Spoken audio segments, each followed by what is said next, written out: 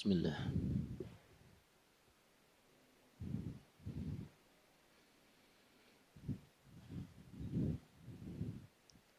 Assalamualaikum warahmatullahi wabarakatuh.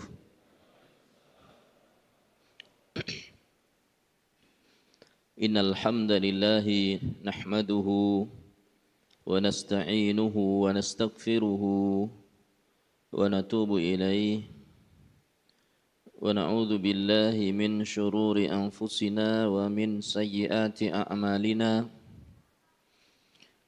من يهده الله فلا مضل له ومن يضلل فلا هادي له أشهد أن لا إله إلا الله وحده لا شريك له وأشهد أن محمدا عبده ورسوله صلى الله عليه وعلى آله وأصحابه ومن تبعهم بإحسان إلى يوم القيامة وبعد. Kaum muslimin, muslimat, bapak-bapak, ibu-ibu, saudara, saudari, adik-adik dan juga anak-anakku para hadirin di Masjid Kubah 9 Al-Muhajirin rahimani wa rahimakumullah. Alhamdulillah, kami bersyukur kepada Allah Subhanahu wa taala telah dipertemukan dengan saudara-saudara di belahan bumi yang cukup jauh, datang dari pelosok desa menuju ke hiruk pikuk kota besar. Maka bersyukur sekali, selain pertemuan dengan saudara-saudara sekalian, juga Allah berikan taufik kepada kita untuk bincang-bincang seputar agama kita. Yang kedua, tentu saya berterima kasih kepada segenap pihak yang telah memfasilitasi terlaksananya pertemuan kita di malam hari ini. Wabil khusus pada kesempatan ini adalah jajaran takmir Masjid Kubah 9 Al-Muhajirin. Fajazakumullahu khaira anna wa anil muslimina jami'an. Pada kesempatan malam hari ini kita akan membahas secara singkat insyaallah ta'ala sebuah tema yang sudah tidak asing sebetulnya di sebagian kita, karena mungkin ini tema yang sudah terulang. Dan ini untuk memotivasi ulang. Tentu dikenal oleh orang yang terkenal sebuah kebanggaan tersendiri. Dikenal oleh orang yang terkenal itu sebuah kebanggaan tersendiri. Ada satu kata yang saya masih terngiang-ngiang dari lisan guru kita Syekh Abdul Razak bin Abdul Muhsin Al-Abbad. Kata-katanya cukup sederhana. Anta huna ya Zaid. Ada yang tahu artinya? Anta huna ya Zaid. Apa artinya? Anta artinya kamu. Huna di sini, ya Zaid, wahai Pak Zaid. Kisahnya itu lama sudah tidak bertemu dengan Syekh Abdul Razak. Ada hubungan yang cukup khusus antara saya dengan beliau. Cukup khusus. Nanti kalau ingin tahu, tanya ke saya saja. Apa itu hubungannya? Suatu saat beliau berkunjung ke Indonesia, di Jogja, di sebuah yayasan. Kemudian kami duduk bersama dengan para asatidzah yang lain di kantor yayasan, menemui beliau. Kemudian satu persatu dikenalkan. Ini fulan, didengarkan sama Syekh Abdul Razak. Ini fulan. Ini Ustadz Zaid Susanto. Begitu sampai kata Zaid Susanto, apa kata beliau? Anta huna ya Zaid. Itu langsung gimana? Kayak merah merona. Ibaratnya itu kayak gadis dilamar perjaka. Kalau dilamar duda nggak tahu ya kita, yang jelas merah merona. Ya. Kayak bangga, senang sekali. Coba bayangkan bagaimana gembiranya Ubay bin Ka'ab. Siapa? Ubay bin Ka'ab. Ketika suatu saat Rasulullah sallallahu alaihi wasallam datang menjumpai beliau. Kemudian berkata, Amarani Rabbi an aqra'a alaika lam yakunil ladzina kafaru. Wahai Ubay, kata Nabi Muhammad sallallahu alaihi wasallam, wahai Ubay, sesungguhnya Rabbku telah memerintahkanku untuk membacakan surat lam yakunil ladzina kafaru kepadamu. Surat apa itu? Al-Bayyinah. Apa reaksi Ubay? Kata Ubay bin Ka'ab, ya Rasulullah, samani katanya. Duhai Rasulullah, kalau dalam riwayat, samani Rabbul Alamin. Duhai Rasulullah, benarkah Rabbul Alamin menyebutku, menyebut namaku Ubay? Kata Rasul sallallahu alaihi wasallam, iya. Maka Ubay pun apa? Nangis coba. Kita ini siapa? Sampai Allah yang maha tinggi menyebut nama kita. Ana nggak bisa bayangkan. Wong saya dikatakan sama sesama manusia saja. Syekh Abdul Razak kan manusia ya. Guru kita yang kita hormati. Anta huna ya Zaid. Itu rasanya dada bergemuruh. Bagaimana perasaan Ubay yang namanya disebut oleh Rabbul Alamin. Dia dikenal oleh Allah. Maka kita ingin kayak gitu. Meskipun mungkin Allah tidak sebut secara langsung nama kita. Kita ingin. Maka pada kesempatan malam hari ini insyaallah ta'ala kita berusaha belajar bersama untuk menggali sebagian perkara yang kita berharap bisa menjadi sebab kita dikenal oleh Allah dan dikenal oleh para penduduk langit. Ada apa dengan penduduk langit? Saya sudah dikenal di penduduk bumi. Pak, Bu, penduduk langit itu jumlahnya banyak sekali. Siapa penduduk langit? Malaikat. Jumlahnya banyak sekali. Sangat banyak. Dan mereka itu makhluk yang baik-baik. Makhluk yang la ya'sunallaha ma amarahum wa yaf'aluna ma yu'marun. Malaikat itu adalah para makhluk yang tidak pernah bermaksiat kepada Allah.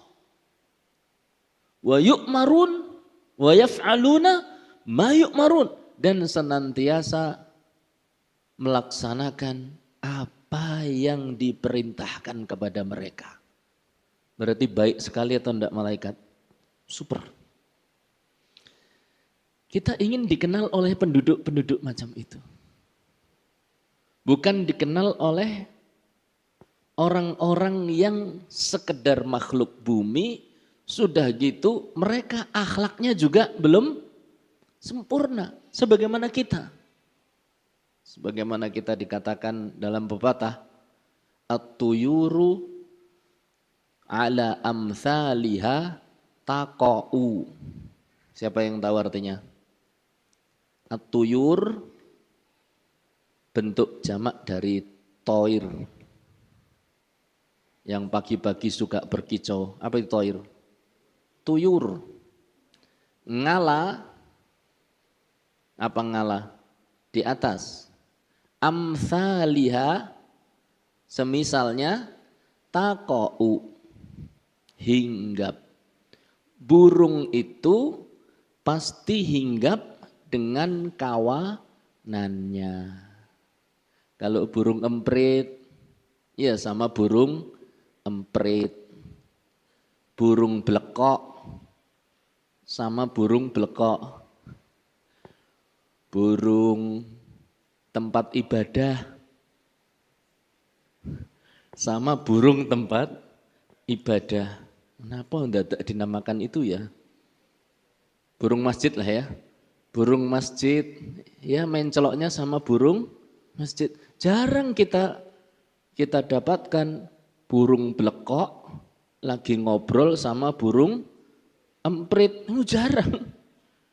Karena memang ala amthaliha taqa'u. Nah kita kadang komunikasinya, na'udzubillahi min dzalik, dikenalnya di kalangan, na'udzubillahi min dzalik ya, kalangan yang mungkin kurang baik. Teman-teman yang kurang baik. Begitu di kalangan orang-orang baik, kok kita majhul, enggak dikenal. Anu fulan, maaf fulan siapa ya? Anu yang itu, oh yang biasanya itu ya, tongkrong di sana itu. Nah itu baru ketahuan, tongkrong di mana itu ya. Yang biasanya kalau datang itu jalannya sambil apa? Miring habis mabuk. Nah itu komunitas kita terkadang kurang baik. Nah kita ingin dikenal di sebuah komunitas di kalangan para makhluk yang luar biasa bagusnya, yaitu para malaikat. Itu yang pertama. Yang kedua, jumlah malaikat itu sangat banyak. Disebutkan bahwa Rasulullah Sallallahu Alaihi Wasallam dalam satu hadis yang hasan, bahwa Rasulullah Sallallahu Alaihi Wasallam bersabda, Inni ara ma la taraun. Wahai para sahabatku, sesungguhnya aku bisa melihat sesuatu yang kalian tidak bisa melihat. Kemudian beliau menerangkan, di antara yang beliau lihat adalah at-tatis sama'u wa huqqalaha anta itta. Sesungguhnya langit itu sudah berderit, kreket. Berderit itu seperti bunyi pintu ketika dibuka. Berarti apa? Kreket, kreket. Kenapa kok langit bisa kayak gitu? Beliau kemudian menerangkan, ma fiha maudhi'u arba'i asabi', setiap 4 jengkal di langit, setiap 4 jari di langit, illa wa malakun wadi'un jabhatahu sajidan lillah, kecuali pasti ada malaikat yang sedang sujud meletakkan dahinya bersujud kepada Allah Ta'ala. Berarti langit itu bebannya sangat apa? Berat. Karena isinya sangat padat. malaikatnya banyak. Pada langit seluas itu dan setinggi itu, di mana jarak satu langit ke langit berikutnya 500 tahun perjalanan. Maka Rasul Shallallahu Alaihi Wasallam mendengar hal itu, melihat realita itu, bahwa langit itu berderit karena penghuninya sangat banyak. Ya. Dan ini dikuatkan lagi dengan hadis yang menerangkan bahwa di langit yang ketujuh, persis di atas Ka'bah ada masjid namanya, bukan Kubah 9, Baitul Ma'mur. Ada apa dengan Masjid Baitul Ma'mur? Di Masjid Baitul Ma'mur disebutkan oleh Rasulullah sallallahu alaihi wasallam, setiap hari masuk ke dalamnya sejumlah 70.000 malaikat untuk beribadah di dalamnya. Dan yang sudah pernah masuk tidak akan ngulangi masuk lagi. Berarti tiap hari malaikatnya berganti-ganti dalam masuknya. Jumlahnya berarti berapa? Mari kita hitung.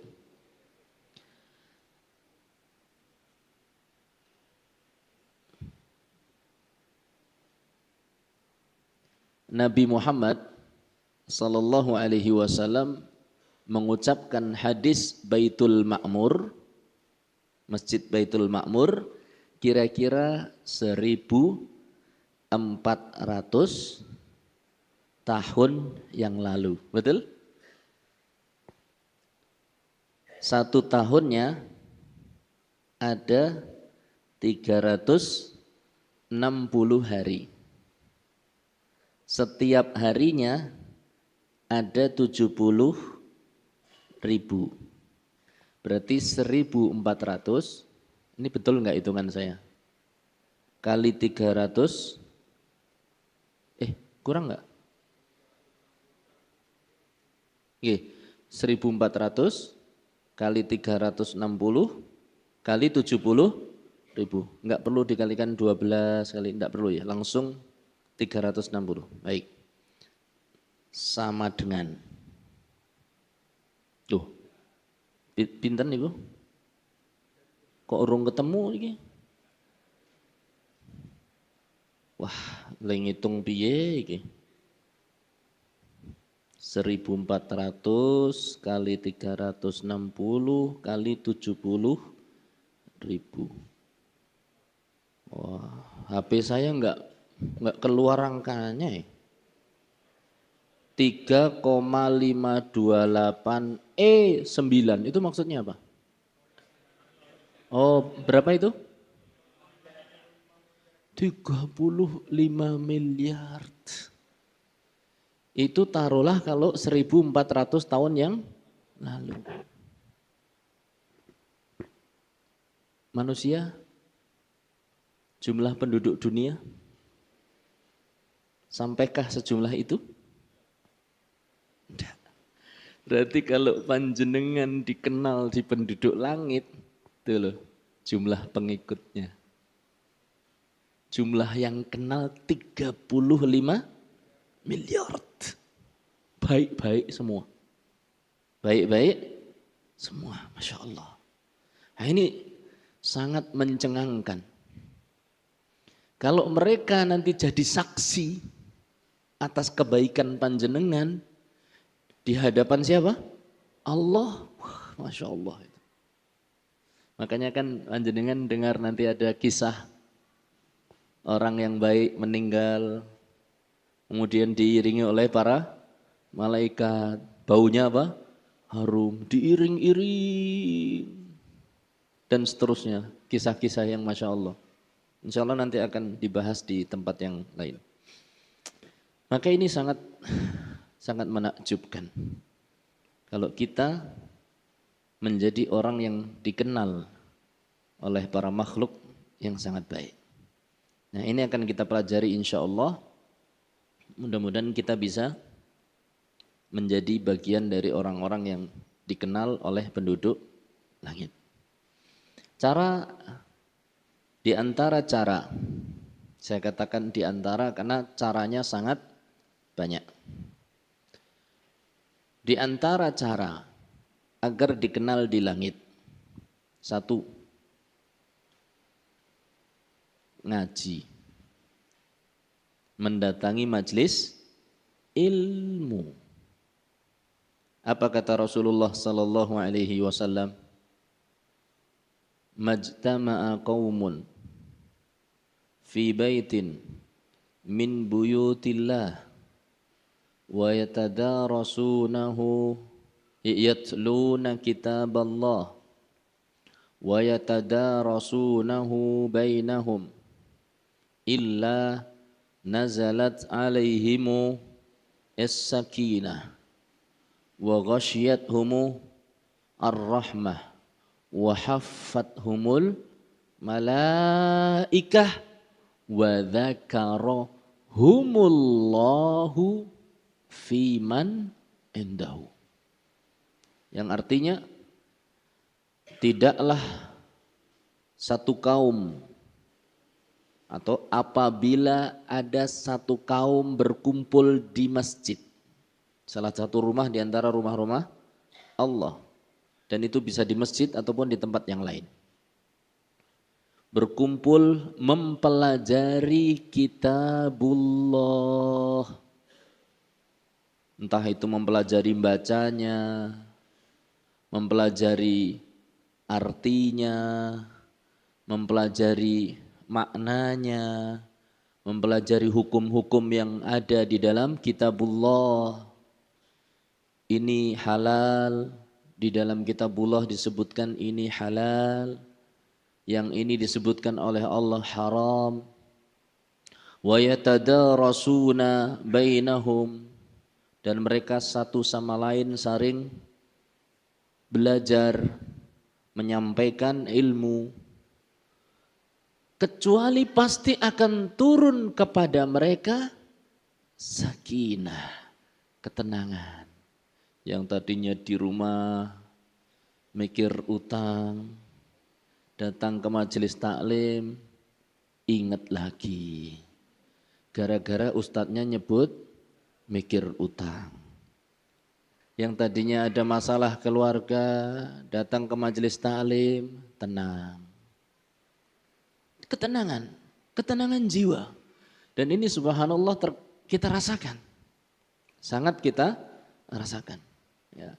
Yang kedua, wa ghasyiyat humur rahmah, dan akan diliputi oleh kasih sayangnya Allah. Rahmat dari Allah. Ini luar biasa, rahmat. Kenapa? Seorang hamba masuk ke dalam surga adalah karena rahmatullah, kasih sayang Allah. Lah ini datang ke majelis taklim, duduk, tenguk-tenguk, karo rodo, ngantuk, walaupun ketoke mantuk,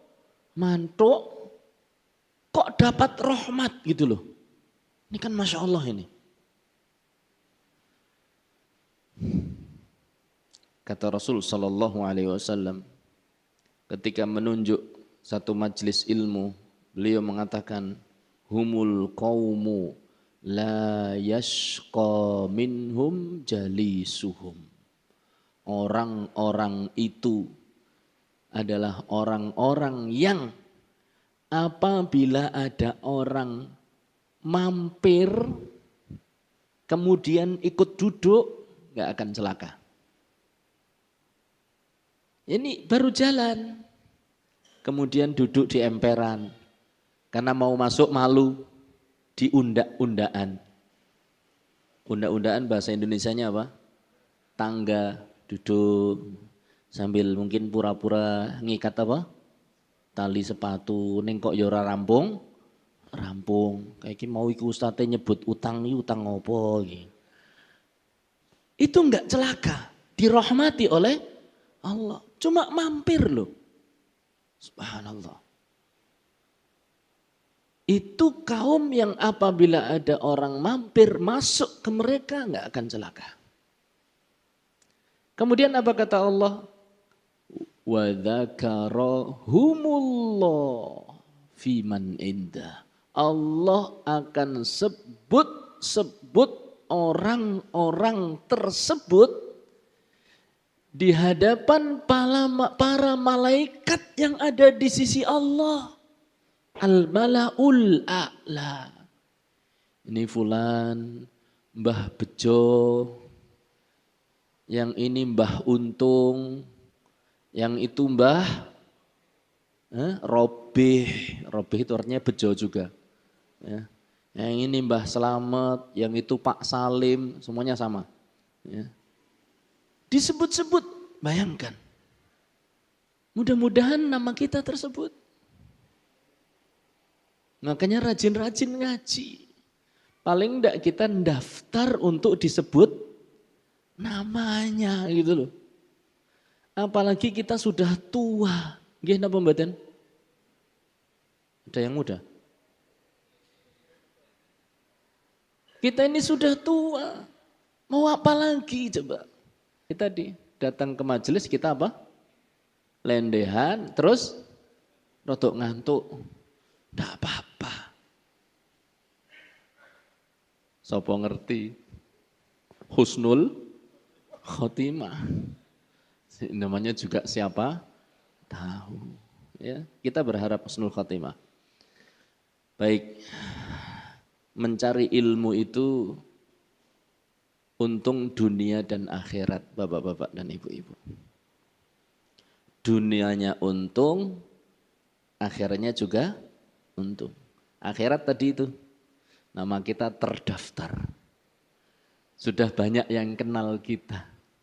Coba kalau sehari misalnya kita ikut 2 majelis, 2 kali disebut Allah.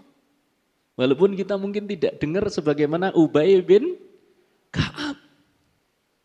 Itu bejo banget. Senang sekali kita ini. Kita berharap seperti itu. Mudah-mudahan Allah berkenan menyebut nama kita.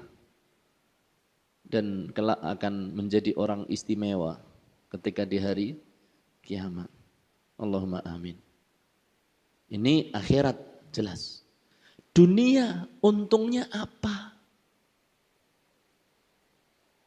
Untungnya apa? Coba majelis ilmu. 1, kenal sama besan. Terkadang, ya kan. 2, ono sing bayar hutang. Berbagai keuntungan, tapi yang jelas kalau mencari ilmu pasti akan tampil beda. Bedanya apa? Tadi pagi saya bahas di mana itu? Tangerang. Kenapa kita harus ngaji? Keuntungannya kalau ngaji itu tampil beda.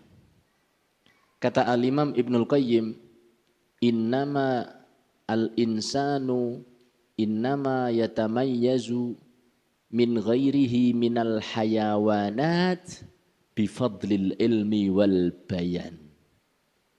Manusia itu tampil beda dari makhluk yang lainnya karena memiliki ilmu dan kemampuan untuk bicara. Fa'idha udima dzalika.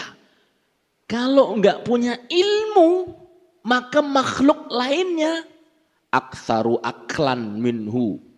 Makannya lebih kuat. Wa aktsaru batshan minhu. Tenaganya lebih kuat. Wa aktsaru, mohon maaf, jima'an wa aulada. Lebih kuat dalam masalah hubungan biologis dan beranak pinak. Jadi kalau kita itu enggak punya ilmu, sama hewan kalah kita ini. Buktinya apa? Buktinya kita lawan tanding sama sapi. Sapi dikasih sak karung isinya apa? Rumput. Kita disandingi sak ceting nasi. Kira-kira yang habis siapa? Sapi.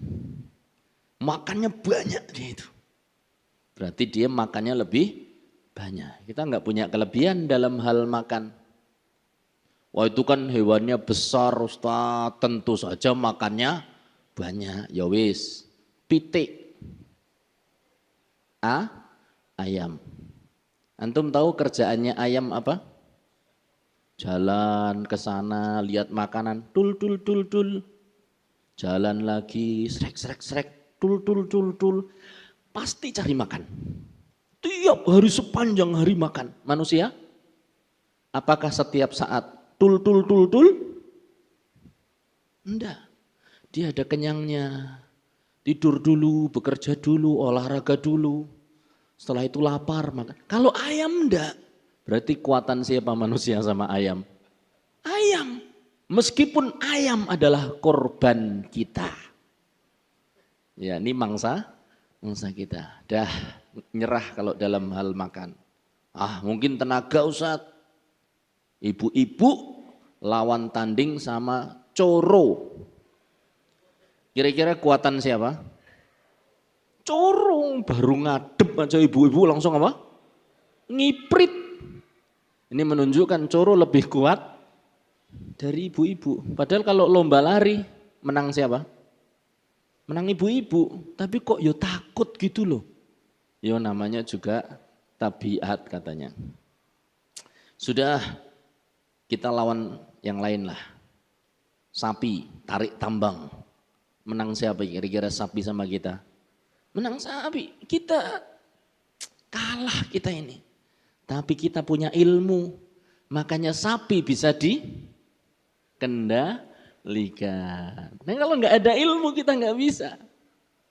Wa aktsaru jima'an. Dalam masalah biologis lebih kuat. Bebek satu, jantan. Berapa babonnya Pak? 20. Iya kan? Rombongan itu jantannya cuma satu. Manusia. Mau nambah satu aja wangele, Masya Allah. Terbukti toh. Nyindir. Masya Allah. Jadi subhanallah. Dalam masalah lahiran mana yang lebih kuat? Kucing, kelinci, mohon maaf, babi, anaknya lebih banyak. Apalagi lele, gurame, ikan patin, sekali lahiran 2 juta. Kita kembar 2 aja sudah apa? Masya Allah. Baik. Maka ilmu itu untungnya di dunia kita tampil beda. Lanjut. Kita nggak akan bicara itu. Kita akan bicara bahwa majelis ilmu adalah salah satu kesempatan untuk menjadi orang terkenal di langit. Tapi ingat, niatnya diluruskan. Karena Allah semata. Karena kalau salah niat, akibatnya celaka. Man talaba al-ilma mimma yubtagha bihi wajhullah la yatlubuhu illa li'aradin minad dunya lam yarih raihatal jannah. Barang siapa mencari ilmu yang seharusnya ketika dicarinya, ketika diajarkannya semata-mata untuk mencari apa? Ridho Allah, wajah Allah. Lah kok ternyata, itu cara menerjemahkannya. Lah kok ternyata dia mencarinya untuk kepentingan apa? Dunia. Apa yang terjadi? Lam yarih raihatal jannah. Tidak mencium baunya surga. Nasallallahu alaihi wasallam. Mudah-mudahan Allah mengikhlaskan niat kita. Baik, ini yang pertama. Berarti cara yang pertama diantaranya adalah apa? Duduk di majelis ilmu. Yang kedua, tentu tidak bisa saya sebutkan semua nggih, karena kurangnya pengetahuan atau ilmu yang saya miliki dan juga waktu yang sangat terbatas. Yang kedua adalah senantiasa berzikir kepada Allah. Senantiasa apa? Berzikir kepada Allah.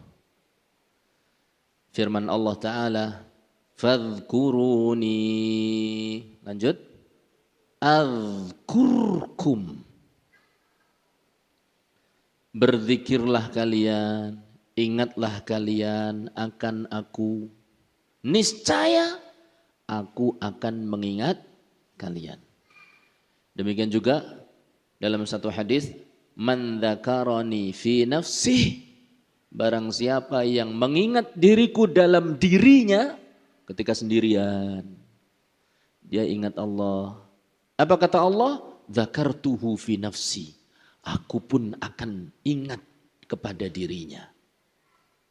Wa man dzakarani fi mala', barang siapa yang mengingat-ingat diriku ketika berkumpulnya manusia, di hadapan manusia, dzakartuhu fi mala'in a'dham min mala'ihi, maka aku akan sebut-sebut dia di satu kelompok yang lebih agung dari kumpulannya. Siapa mereka? Malaikat. Jadi kalau kita lagi bareng-bareng, kemudian kita berzikir, subhanallah ya ikhwan ya, masya Allah. Tadi kita ini lagi panas-panasnya hawa, tiba-tiba masya Allah, alhamdulillah Allah turunkan hujan. Itu zikir, mengingat-ingat Allah. Karena zikir itu bermacam-macam. Jadi prinsipnya, kalau kita zikir, Allah akan ingat kita. Kalau kita zikir di depan manusia, Allah pun akan menyebut-nyebut kita di depan malaikatnya. Terus apa saja bentuk zikir? Di dalam kitab Tazkiyatun Nufus, Dr. Ahmad Farid menyebutkan ada sekitar 5 bentuk zikir. Yang pertama, berzikir kepada Allah dengan menyebut nama-nama dan sifat-sifatnya. Biasanya dengan kalimat thayyibah. Yang pertama. Apa contohnya? Subhanallah walhamdulillah wala ilaha illallah Allahu akbar la haula wala quwwata illa billah astaghfirullah rabbighfirli wa tub alayya innaka antal ghafurur rahim. Ini kita ucapkan zikir-zikir terus, entah sendirian atau ketika di hadapan manusia. Ini bentuk yang pertama dan ini sering kita lakukan. Dan kita terkadang menganggap zikir itu itu nomor 1 ini. Padahal bentuk zikir ada yang lain. Contoh yang nomor 2. Yaitu berzikir kepada Allah dengan menceritakan efek. Menceritakan efek yang dirasakan dari nama-nama Allah. Contoh, lagi ngobrol berdua sama anaknya, sama temannya. Kemudian kita mengatakan, nak, tahu enggak Ananda, ada apa Abati, ada apa Abi, ada apa Babah? Tahu enggak, Allah itu mendengar ucapan-ucapan kita loh. Ini namanya efek. Jadi karena Allah itu As-Sami', maka kita ceritakan Allah maha mendengar. Nah, Allah itu maha mendengar loh ucapan kita. Kalau tadi kita punya cita-cita ingin membangun masjid yang besar, Allah maha mendengar nak. Kalau Ananda punya cita-cita jadi orang soleh, jadi orang baik, jadi pedagang kaya yang berkah, yang menggunakan hartanya untuk kaum muslimin, Allah maha mendengar nak. Insya Allah Allah kabulkan. Ini namanya berzikir. Jadi menyebut efek dari nama-nama Allah. Atau misalnya ketika kita sedang sendirian sama anak kita, sama teman kita katakan, akhi, walaupun kita berdua seperti ini, kita yakin Allah pasti melihat kita. Ini zikir namanya, mengingat Allah. Jadi jangan dikira bahwa zikir itu cuma apa tadi? Subhanallah, alhamdulillah, wa la ilaha illallah, Allahu akbar, dan seterusnya. Ini contoh yang kedua. Yang ketiga, atau kalau contoh yang lebih lagi misalnya gini, obrolan suami istri. Dek, alhamdulillah ya, ada apa mas? Pokoknya alhamdulillah banget. Ada apa toh? Enggak terasa ya dek. Maksudnya nikah kita itu loh dek. Oh, kenapa? Nikah kita sudah 20 tahun. Iya mas, alhamdulillah. Tapi kok saya belum nambah ya dek? Maksudnya belum nambah uban maksud saya dek. Jadi kita menyebut nikmat pernikahan. Itu termasuk apa? Zikir. Atau suami istri tadi menyebut tentang anak. Dek, anak kita alhamdulillah dek. Kenapa mas? Umur 5 tahun sudah bisa baca Quran. Alhamdulillah dek. Atau menyebut tentang rizki. Alhamdulillah dek, ya Allah kenapa mas? Saya kemarin tuh sudah bingung loh. Apa? Bayar kontrakan itu loh. Bingung. Lah kok tiba-tiba Masya Allah. Ada rezeki tak disangka-sangka. Kerjaan baru deh. Apa itu? Buka toko. Toko di mana? Buka toko, pokoknya banyak toko tak bukai. Hah? Kapan itu? Jam 2 malam. Wah, itu rezeki. Ternyata nyolong, bongkar toko ini, tanggane. Itu bukan rezeki halal itu. Ya. Mas itu haram. Nah, ketika istri mengatakan mas itu haram, mencuri toko itu termasuk zikir nomor 3. Bisa dipahami? Karena menyebut ini halal dihalalkan oleh Allah, ini haram diharamkan oleh Allah, ini diperintahkan Allah, ini dilarang Allah. Itu zikir. Nah, jangan makan pakai tangan kiri, haram, zikir. Nah, kalau ada akhwat lewat, jangan melotot, tundukkan pandangan, zikir. Tapi Abi tadi juga lihat, yo astagfirullah nak, khilaf. Saya kira bentuk zikir ini nanti insya Allah akan kita lanjutkan yang ketiga dan yang keempat dan kelima, waktunya adzan kalau tidak salah. Jih, monggo. Bismillah walhamdulillahi wassalatu wassalamu ala rasulillah wa ala alihi wa sahbihi wa man tabi'ahum bi ihsan ila yaumil qiyamati wa ba'd. Di antara bentuk zikir yang ketiga adalah dengan menyebut perintah dan larangan Allah. Ketika kita menyampaikan kepada saudara kita, akhi, makan pakai tangan kanan. Akhi, jangan ghibah. Akhi, jangan namimah. Kita katakan kepada istri, dek, jangan buka aurat. Dek, pakai apa? Jilbab. Itu berarti kita lagi zikir. Lagi apa? Zikir. Yang keempat, menyebut-nyebut nikmat Allah. Alhamdulillah, sakit saya sembuh. Alhamdulillah, hutangnya lunas. Nah, terus kalau sudah lunas mau apa?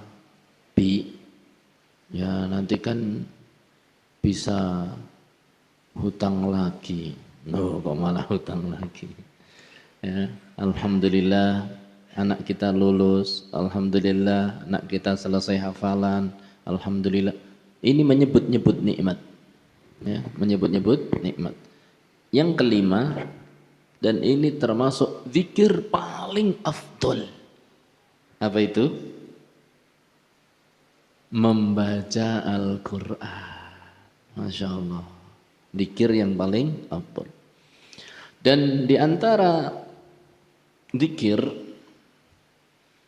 membaca sholawat. Itu juga zikir. Dan ini akan menjadikan kita disebut-sebut oleh Allah di depan malaikat. Kata Rasulullah sallallahu alaihi wasallam, "Man shalla alayya wahidatan sallallahu biha asyra." Barang siapa yang bersolawat kepadaku, kata Nabi Muhammad sallallahu alaihi wasallam, sekali saja Allah akan bersolawat kepadanya sebanyak 10 kali. Coba, ini enggak sebanding antara usaha kita dengan apa? Balasan yang didapatkan. Ora sebanding, enggak sebanding, jauh lebih besar. Coba disebut-sebut oleh Allah berkali-kali. Ini kan luar biasa. Maka mulai dari sekarang kita berlatih untuk menghayati zikir. Bahwa kalau saya sedang zikir, Allah pun akan mengingat saya. Di tengah jutaan manusia, kita ingin menjadi manusia pilihan yang disebut secara khusus oleh Allah, yang dikatakan oleh Nabi kita Nabi Muhammad sallallahu alaihi wasallam, "Man dzakarani fi nafsi dzakartuhu fi nafsi." Man dzakarani fi nafsihi dzakartuhu fi nafsi. Barang siapa dia berzikir mengingat kepada aku tatkala sendirian, aku akan sebut dia secara apa? Khusus. Ini luar biasa. Ya, kalau kita pas sendirian, sempatkan. Entah itu istighfar atau apa sajalah pokoknya. Supaya Allah juga mengingat kita. Berarti zikir ini luar biasa. Salah satu sebab kita dikenal oleh penduduk langit. Yang ketiga dan terakhir, walaupun bukan paling akhir, adalah memperbanyak amal soleh, terutama yang sifatnya apa? Wajib, dan dilanjutkan yang sifatnya sunnah. Apa kata Rasulullah sallallahu alaihi wasallam? Man 'ada li waliyan, barang siapa yang melawan, menentang kekasihku, kata Allah Subhanahu wa taala dalam hadis qudsi, adzantuhu bil harbi, maka kata Allah, aku akan umumkan perang melawan orang tersebut. Siapakah wali Allah? Apakah orang yang bisa terbang? Atau orang yang bisa berjalan di atas air? Atau orang yang kalau lagi marah kemudian membuka mulutnya akan keluar gelombang api kayak ular naga? Bukan. Wali Allah adalah yang mengumpulkan dua hal dalam dirinya, takwa dan iman. Alladzina amanu wa kanu yattaqun, beriman, bertakwa. Makanya kalau ada orang dikira wali, tidak sholat. Dikon sholat malah cengar, cengir. Yang menyuruh malah ditampongi, plak, plok, plak, plok. Sing ditampongi diem saja, wali. Disuruh sholat malah marah-marah. Maka itu bukan wali. Itu orang yang butuh diobati. Kasihan. Wali Allah adalah orang yang Allah beri karunia menjaga sholat sampai meninggal dunia. Contohnya siapa? Nabi Muhammad sallallahu alaihi wasallam. Sampai menjelang meninggal beliau tetap sholat. Ya Rasulullah, kata Rasul sallallahu alaihi wasallam saat itu pingsan sakit berat sekali. Kemudian bangun. Asallan nas, manusia sudah sholat, teman-temanku sudah sholat, sahabatku sudah sholat. Belum ya Rasulullah, menunggu engkau. Akhirnya beliau minta 1 ember air gebyur. Gebyur itu apa bahasa Indonesia nih? Menyiram kepalanya. Setelah itu dia berusaha bangun, jatuh pingsan lagi. Berkali-kali seperti itu. Itu loh wali Allah. Tetap mempertahankan sholat sampai akhir hayat. Prinsip wali Allah adalah wa'bud rabbaka hatta ya'tiyaka al-yakin.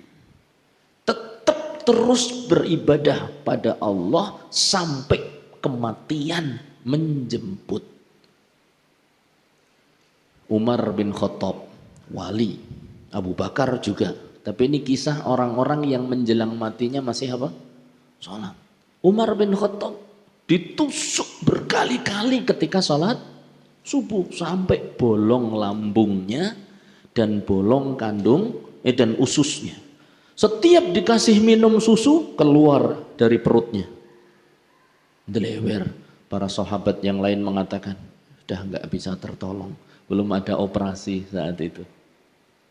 Kemudian beliau dalam kondisi koma, belum sholat. Sahabat ngiranya beliau sudah meninggal. Sahabat yang Umar meninggal, Amirul Mukminin. Kata seorang sahabat, sebentar, akan kita tes. Saya tahu ada kalimat rahasia. Kalau Umar mendengar, kalau dia masih hidup, pasti bangun. Tapi kalau dia sudah meninggal, nggak akan bangun. Apa itu? Ya Amirul Mukminin, sholat. Kan digoyang-goyang nggak bangun. Begitu mendengar sholat ya Amirul Mukminin, langsung jegage. Apa itu jegage? Jenggelek, kaget, naam, sholat. Nggak akan beruntung orang yang meninggalkan sholat. Itu loh, itu waliullah kayak gitu. Wallahu ta'ala a'lam bishawab. Maka di antara ciri orang yang akan menjadi terkenal di kalangan penduduk langit adalah orang yang menjaga ketaatan. Yaitu di antaranya waliullah, kekasihnya Allah. Bagaimana dia menjadi kekasihnya Allah? Dilanjutkan dalam hadis, ma taqarraba ilayya abdi bisyai'in ahabbu ilayya mimma aftaradtuhu alaih. Tidak ada perkara yang lebih aku cintai dibandingkan ketika seorang hamba mendekatkan diriku dengan perkara-perkara yang hukumnya wajib. Sholat isya, sholat maghrib. Yang ini terkadang lepas dari sebagian kaum muslimin. Terutama kadang di bulan Ramadan. Mereka lebih mendahulukan sholat tarawih ketimbang sholat maghribnya, sholat isyanya. Padahal sholat isya itu wajib. Sholat tarawih sunnah. Apalagi sholat subuh. Terkadang karena lek-lekan itu apa? Begadang, baca Quran, bagus. Tapi kalau sampai menghalangi seorang dari sholat subuh, rugi dia. Rugi. Taruhlah dia nggak sholat taraweh, nggak baca Quran, tapi dia sholat isya sama sholat subuh berjamaah, itu sudah seperti sholat semalam suntuk. Ini yang harus kita sadari, bahwa yang wajib itu bisa dan jauh dicintai oleh Allah ketimbang yang sunnah. Kemudian proses menjadi wali selanjutnya adalah wala yazalu abdi yataqarrabu ilayya bin nawafili hatta uhibbah. Terus seorang hamba itu mendekatkan diriku dengan perkara-perkara yang sifatnya apa? Sunnah. 12 rakaat setiap harinya. Salat duha. Salat apa lagi? Salat tahajud, witir, salat bardain. Bardain. Ada yang pernah melaksanakan salat bardain? Belum. Belum pernah salat bardain. Di masjid ini belum pernah diadakan salat bardain. Oh, ini kayaknya perlu ini. Nun sewu Pak Takmir nih, kayaknya perlu diadakan salat bardain nih. Jadi kata Rasul sallallahu alaihi wasallam, man shallal bardain dakhalal jannah. Barang siapa melakukan salat bardain, maka pasti akan masuk surga. Eman-eman, kalau masjid besar ini nggak pernah untuk salat bardain. Apa itu salat bardain? Caranya nanti kalau pas adzan subuh, jenengan cepet-cepet datang. Begitu imamnya qomat, muadzin qomat, imam kan takbir. Panjenengan jangan buru-buru takbir. Sampai dia selesai, Allahu Akbar. Maka takbirlah panjenengan bersama imam. Itulah sholat bardain. Sudah pernah atau belum? Katanya belum tadi. Jebule sholat subuh. Bardain itu subuh dan asar. Berarti sudah pernah? Masjid sini pernah nggih? Alhamdulillah. Itu fungsinya ngaji. Dari nggak tahu jadi tahu. Padahal ya wis ngelaksanakan terus. Nah, sholat bardain ini luar biasa. Subuh dan asar. Jangan sampai ketinggalan. Ya, 2 sholat yang paling utama di dalam sholat-sholat yang lain. Baik, wajib kerjakan, sunnah kerjakan terus. Kata Allah Ta'ala di dalam hadis qudsi, hatta uhibbah, sampai aku mencintainya. Titik, hadis ini enggak saya lanjutkan. Sampai Allah mencintai orang tadi. Menjaga yang fardu, menjaga yang sunnah. Subhanallah. Terus ada apa kalau sudah dicintai oleh Allah? Di dalam riwayat hadis yang lain, Rasul sallallahu alaihi wasallam bersabda, kalau yang ini tadi pertama hadis qudsi, kalau ini bukan. Kata Rasul sallallahu alaihi wasallam, innallaha idza ahabbal abda nada Jibril.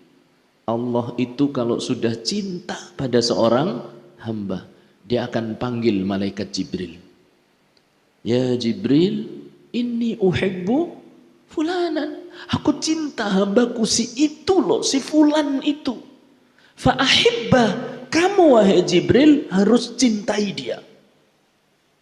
Lihat, panjenengan kalau jadi wali disebut namanya di depan siapa?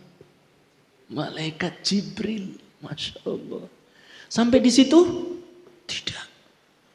Akhirnya Jibril pun mencintai hamba Allah itu. si fulan.